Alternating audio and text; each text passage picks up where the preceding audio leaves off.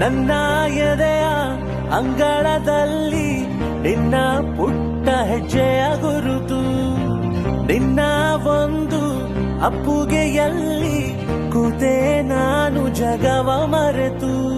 ನಿನ್ನ ಮುಗ್ಧ ನಗುವೆ ನಮಗೆ ಮುತ್ತು ರತ್ನ ತೋರಣ, ನಿನ್ನ ಸ್ಪರ್ಶ ಇಂತ ಹರುಷ ಇರಲಿ ನಮಗೆ ಅನುಕ್ಷಣ.